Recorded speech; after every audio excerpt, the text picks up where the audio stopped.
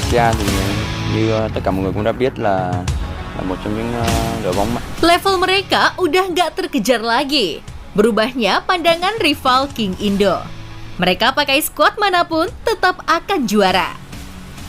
Timnas Indonesia yang sekarang sangat berbeda dengan Timnas Indonesia yang dulu dan kemenangan atas Arab Saudi akhirnya mampu membuka banyak pasang mata para pandit kenamaan ASEAN.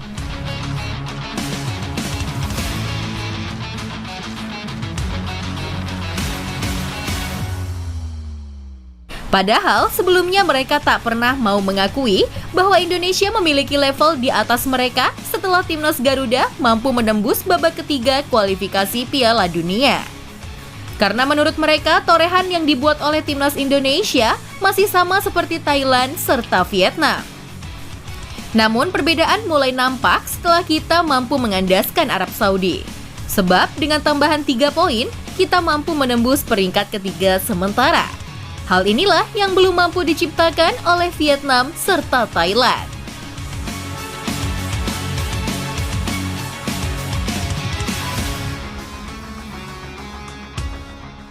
Dan saat ini akhirnya King Indo menjadi raja ASEAN yang sudah terbangun dan diakui oleh para pengamat sepak bola ASEAN.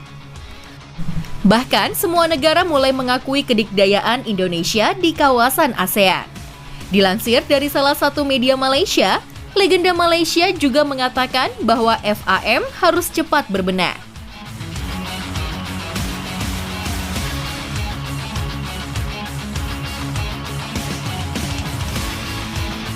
Azlan Johar secara terbuka mengakui bahwa perkembangan sepak bola Indonesia telah melampaui Malaysia, terutama setelah timnas Indonesia lepas dari sanksi FIFA.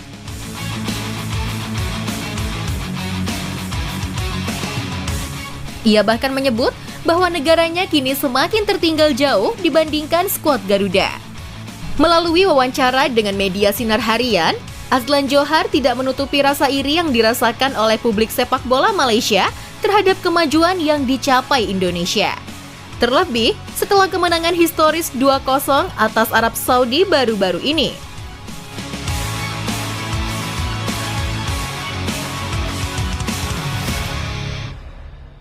Kita cemburu pada Indonesia dan belajar dari kesalahan kita supaya bisa menyaingi mereka.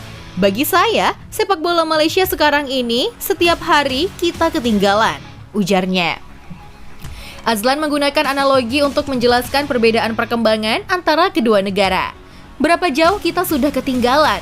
Mereka Indonesia berganti mobil, kita pun sudah mengganti mobil. Tapi mereka juga mengganti mesin dan mengganti sopir. Tambah pemain yang pernah membela Malaysia di Pesta Bola Merdeka 1986. Azlan juga memberikan apresiasi kepada PSSI atau Persatuan Sepak Bola Seluruh Indonesia yang menurutnya telah dikelola oleh orang-orang yang memiliki kecintaan tulus pada sepak bola tanpa agenda pribadi. Hal ini katanya menjadi salah satu kunci utama keberhasilan sepak bola Indonesia. Mereka, PSSI, memilih pengurus yang betul-betul minat pada sepak bola dan tidak ada kepentingan lain. Kita dapat lihat bagaimana mereka bekerja untuk meningkatkan level sepak bola negara mereka. Puji Johar.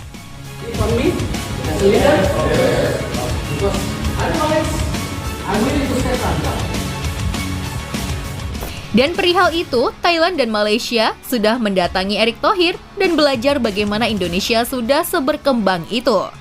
Karena tak lama ini, Madam Pang sempat datang langsung ke Indonesia guna membicarakan perkembangan sepak bola di ASEAN bersama Erick Thohir.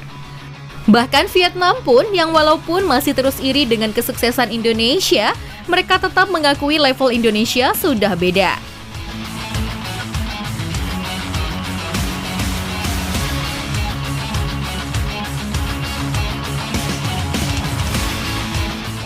Pemain Vietnam mengatakan sendiri bagaimana Indonesia akan jadi favorit juara AFF tahun ini.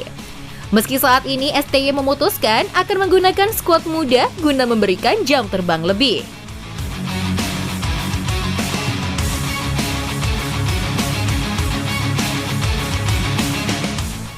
Bahkan mereka sedikit trauma. Pemain Vietnam tak mau bertemu Indonesia lagi setelah kekalahan beruntun yang mereka terima. Tentu kejadian ini membuat Indonesia udah bukan level ASEAN lagi. Karena dengan membawa skuad muda di AFF pun, masih mereka bilang terlalu kuat.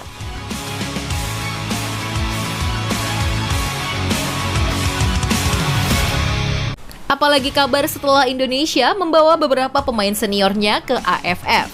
Warga Vietnam langsung berkomentar akan habis dengan Indonesia lagi. Bahkan menyebut Indonesia curang karena katanya hanya membawa skuad U22. Dan hanya pemain saja, namun supporter timnas Vietnam saat ini juga memberikan ultimatum kepada Federasi Sepak Bola Vietnam untuk fokus ke lingkup yang lebih luas lagi.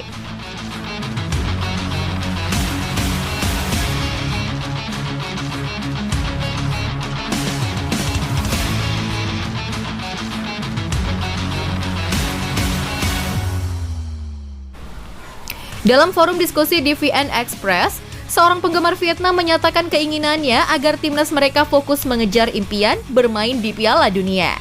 Ia bahkan menyarankan untuk mengabadikan turnamen regional seperti Piala AFF 2024 atau ASEAN Championship 2024.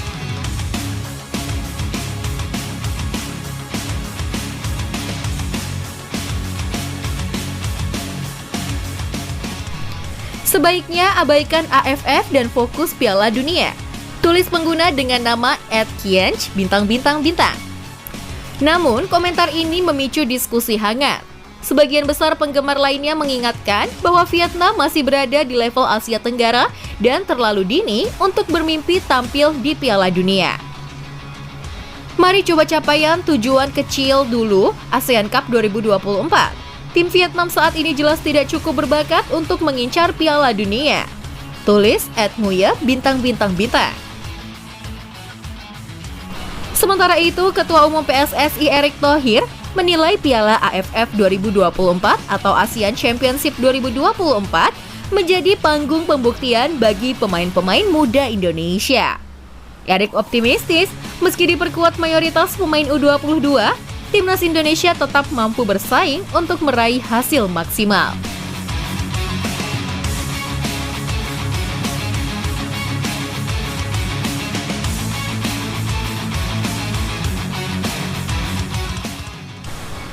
Ini kesempatan pemain muda kita, U22, untuk bisa mulai menggantikan pemain senior, ujar Erick Thohir di Bali. Menurut Erick, meski turnamen ini berada di luar kalender FIFA, dukungan klub Liga 1 akan sangat membantu perjuangan skuad Garuda.